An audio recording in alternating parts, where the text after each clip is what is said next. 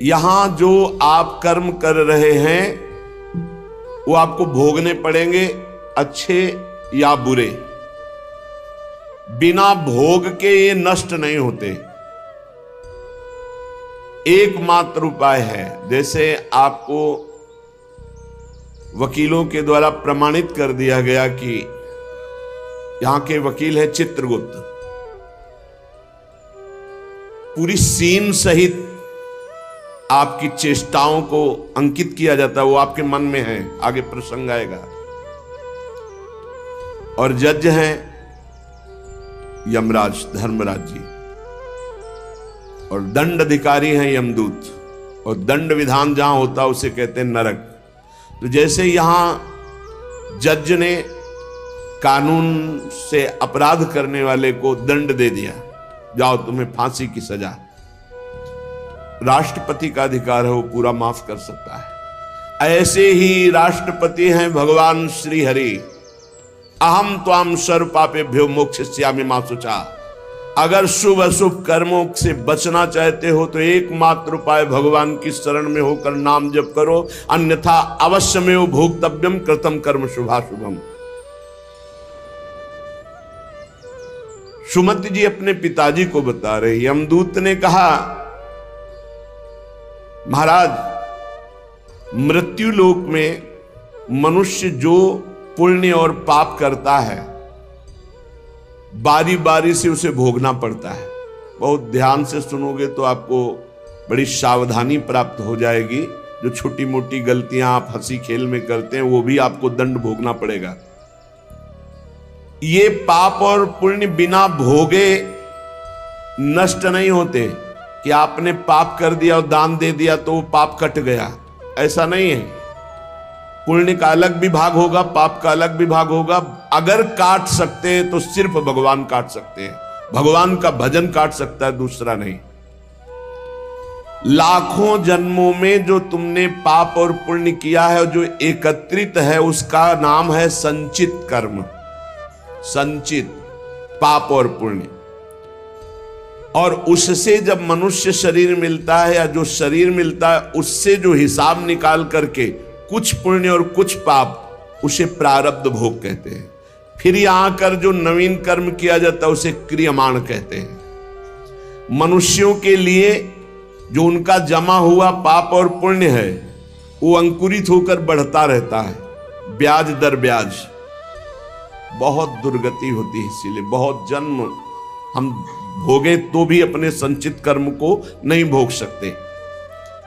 जैसे बीज मिट्टी और जल की आकांक्षा करता है तभी वो उत्तम वृक्ष रूप धारण करता है, ऐसे ही पाप और पुण्य उसे प्रेरित करके पुनः पाप करवाता है, प्रेरित करके पुण्य पुनः पुण्य करवाता है। अगर पाप कर्म में रहती है तो पाप पर पाप, पाप पर पाप, और ये एकत्रित होकर वृक्ष रूप होकर समय स्थान वो निश्चित करेगा। पाप तुम्हें कहां दंड देना है, समय स्थान। बुरी दशा आने के पहले बुद्धि बदली जाती है, उसकी बुद्धि बदल दी गई। आप ना आवे आप पर ताई तहां ले जाए, वो वहीं ले जाएगा, उसी स्थान पर मारा जाएगा, उसी स्थान पर जो दंड उसे मिलना मिलेगा। जैसे आपने छोटा पाप किया तो आपके चलते समय पैर में कांटा चुभेगा और दुख होगा। कांटा निकाला गया, थोड़ी दिन वहां दर्द रहा, खत्म हो गया, आपका पाप क्षय हो गया। छोटा पाप कोई, आगे बताया जाएगा कौन कौन से पाप से कैसे कैसे दंड मिलते हैं। अब अगर आपसे थोड़ा बड़ा पाप बना है तो वही पैर में लोहे की कील बनकर चुभेगा, कांटे की जगह लोहे की कील, अधिक दुख होगा। और बड़ा पाप बना है तो खजूर का कांटा, बड़ा कील, ऐसे आपके पैर में चुभ। बिना पाप कर्म के कहीं भी किसी को कोई भी दुख नहीं हो सकता। सिर में दर्द होना, आजीवन पूरे जीवन सिर का रोग हो गया कि वो दर्द ही होगा 2-4 दिन में, 10 दिन में, पाप का कारण। अपथ्य भोजन, सर्दी सहन न होना, गर्मी सहन न होना, हर समय हृदय जलते रहना पाप का लक्षण। भिन्न भिन्न पाप भिन्न भिन्न प्रकार के दुख देते हैं दीर्घ काल तक। शस्त्र और अग्नि आदि का भय ये पाप के कारण होता है। अनेक जन्मों के संचित पाप, कोई इसी जन्म के केवल नहीं है, वो केवल मंडराते रहते हैं आकाश में दंड देने के लिए, समय इंतजार करते हैं। जैसे नरक में पड़े हुए जीव तुम देख रहे हो, घोर पाप का फल भोग रहे हैं। केवल दिखाया गया था नरक, जानते हो किस बात से? कल याद होगा, सुमति जी ने पानी पीने जाने वाली गौओं को वैश्य कुल में 7वें जन्म में जन्मे जब थे, तो उन्होंने उनको नहीं पीने दिया। इसके अपराध से उनको नरक दिखाया गया था। तो वो यमदूतों से प्रश्न करते जाते हैं और उनका उत्तर यमदूत देते जाते हैं। ये जो तुम देख रहे हो तड़पते हुए जीवों को नरक में, महापापी लोग हैं, अपने पाप का फल भोग रहे हैं। जब कोई पुण्यात्मा होता है तो स्वर्गलोक में जाता है, देवताओं के साथ रहता है, गंधर्व उसका गुणगान करते हैं, अप्सराओं का नाना प्रकार से सुख उठाते हैं। और जब पुण्य भोग क्षीण हो जाता है तो फिर यहां आकर के मनुष्य लोक में अपने कर्मानुसार जन्म लेते हैं। राजन, ये जो तुमने पूछा कि किस किस पाप से पापियों को कौन कौन सा नरक में दंड मिलता है, वो मैं बतला रहा हूं। जो नीच मनुष्य कामना और लोभ के वशीभूत होकर दूषित दृष्टि से हर स्त्री को भोग भाव से देखता है, जिसको देखता है बस काम भाव से देखता है। बोले जो दुष्ट दूषित भाव से माताओं बहनों को भोग दृष्टि से देखता है, तो यहां बड़ी बड़ी चोंच वाले वज्र के समान जिनकी चोंच ऐसे गिद्ध बार बार हजारों वर्ष उनकी आंखों को नोचते और खाते रहते हैं। वो आंखें बार बार होती रहती हैं, बार बार निकालते। यही वहां है कि मरना नहीं है। उनकी दोनों आंखों को वज्र तुल्य नरक के पंछी बार बार निकालते हैं और खाते हैं, और उनके पुनः नए नए नेत्र उत्पन्न हो जाते हैं। इस पापी को पलक झपकने तक के लिए विश्राम नहीं मिलता, निमिष तक के लिए कि थोड़ा चैन मिल जाए, महान दुख होता रहता है। हजारों वर्ष तक उसको इस नेत्र दर्द पीड़ा भोगनी पड़ती है। और फिर जब मृत्युलोक में जन्मता है तो नेत्र रोगी पैदा होता है। वो यहां पैदा होगा नेत्र रोगी, या नेत्र ही नहीं है या नेत्रों में दिखाई नहीं दे रहा, कई तरह के व्यवधान, जिन्होंने नेत्रों का दुरुपयोग किया। अब जिन लोगों ने, जिनको तुम देख रहे हो इनकी जबान काटी जाती, बार बार जबान नोची जाती है, ये वही लोग हैं जो शास्त्र का गलत उपदेश किए हैं, गलत अर्थ किए हैं, अपनी वासना की पूर्ति के लिए शास्त्र का गलत प्रयोग किए हैं। जो किसी को गलत सलाह दी है तो इनकी जबान बार बार छोटे छोटे हिस्से में तलवार से काटी जाती है। शास्त्र का उल्टा अर्थ बताया, उसकी जबान को वहां हजारों वर्ष काटा जाता है। खिलवाड़ नहीं, प्रश्न उत्तर कर देना। अगर आपका उत्तर गलत है तो आप नरक जाएंगे। प्रश्नकर्ता तो आप पर श्रद्धा करके पूछ रहा है, और आपने मनमानी उत्तर दे दिया और वैसा आचरण कर दिया तो उसको पाप नहीं लगेगा, पाप आपको लगेगा क्योंकि आपने आदेश किया है और आपकी दुर्गति हो जाएगी। इसीलिए अनाधिकारी को जब जनक जी महाराज विदेह राज ने पूछा, निमि जी ने नवयोगेश्वरों से कि मैंने यही प्रश्न कर्म के विषय में सनकादि से पूछा था, वो मौन थे, कोई उत्तर नहीं दिया, क्यों? तो बोले उस समय आपका ज्ञान जागृत नहीं हुआ था, आप उस समय अनाधिकारी थे, कर्म का बड़ा सूक्ष्म विषय होता है, इसीलिए मौन थे। ऐसा नहीं कि हर प्रश्न का उत्तर फटाक से दे दे, और वो गलत है अगर उत्तर तो शास्त्र सम्मत नहीं है तो उत्तर देने वाले को नरक का दंड मिलेगा, उसकी जबान हजारों वर्ष वहां काटी जाएगी। जो शास्त्र का गलत अर्थ करता है, जो शास्त्र को अपनी वासना पूर्ति के लिए घुमा करके बोलता है, जो किसी को बुरी सलाह देता है, उसकी जबान यहां काटी जाती, जो देख रहे हो। और हे सुमति जी, जो वेद की निंदा करते हैं, देवताओं की निंदा करते हैं, संतों की निंदा करते हैं, वैष्णव की निंदा करते हैं, गुरु की निंदा करते हैं, गुरु पर दोष दृष्टि करते हैं, गुरु को वक्र दृष्टि से देखते हैं, क्रोध दृष्टि से। उन सब को यहां भयंकर वज्र तुल्य वाले जिनकी चोंच है, ऐसे पक्षी गिरा गिरा करके उनके अंगों को नोचते हैं, जबान, आंख और उनके शरीर के अंगों को। जितने निमेष तक उनके द्वारा ये जिह्वा जनित पाप हुआ है, उतने 1000 वर्ष तक उनको पक्षी नोचते हैं। जो नराधम बिना दोष के दो मित्रों में फूट डाल देते हैं, एक दूसरे की चुगली करके, पिता पुत्र स्वजन में भेद पैदा कर देते हैं, और जो पुरोहित, बहुत ध्यान देने योग्य बात, अनुष्ठान का संकल्प लेता लेकिन अनुष्ठान पूर्ण नहीं करता, जजमान को क्या पता।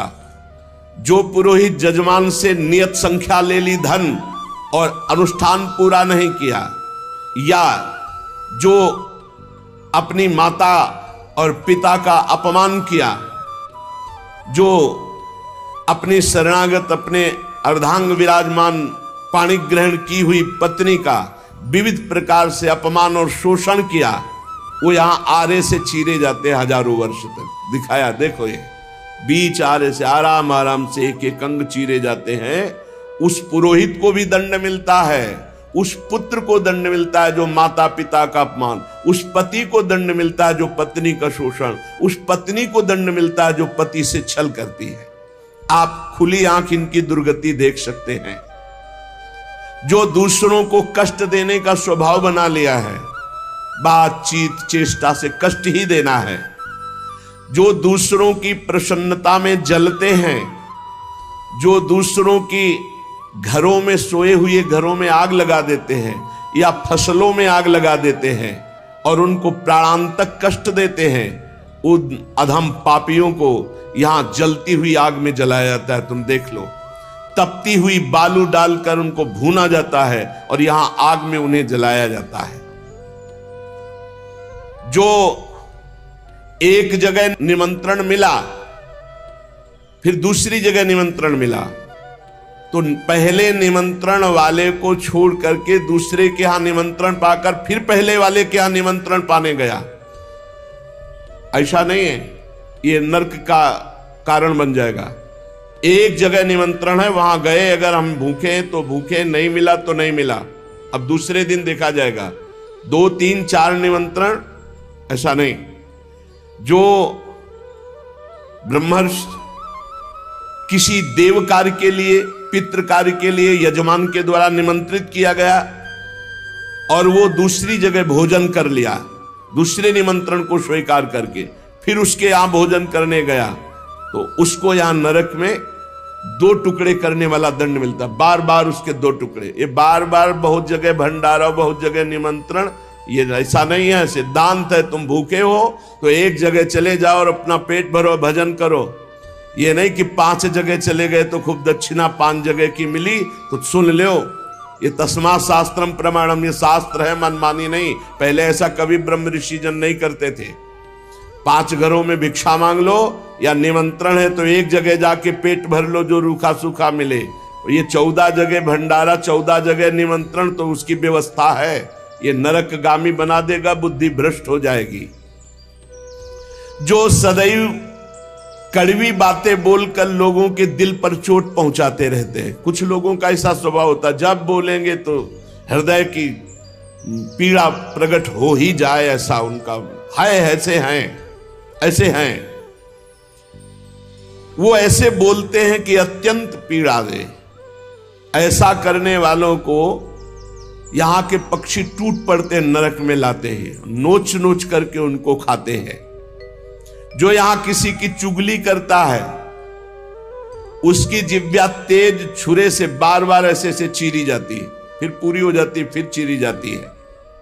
जिन्होंने उद्दंडतावश अपने पूज्य जनों का अनादर किया, उनको मारा, पीटा, गुरुजनों को, अपने गुरु को, माता को, पिता को, बाबा को, पितामह, ये पूज्य जन है, ये गुरु के समान पूज्य है। जो अपने गुरुजनों को, पूज्य जनों को अनादर करता है, दंड देता है, मारता है, पीटता है, वो देखो ये कुंड बने हैं विष्ठा के, पीब के और मूत्र के। मूत्र का कुंड, विष्ठा का और पीब का, नीचे करके मुख उन्हीं कुंडों में डाल दिया जाता, ऊपर से पैक कर दिया जाता है।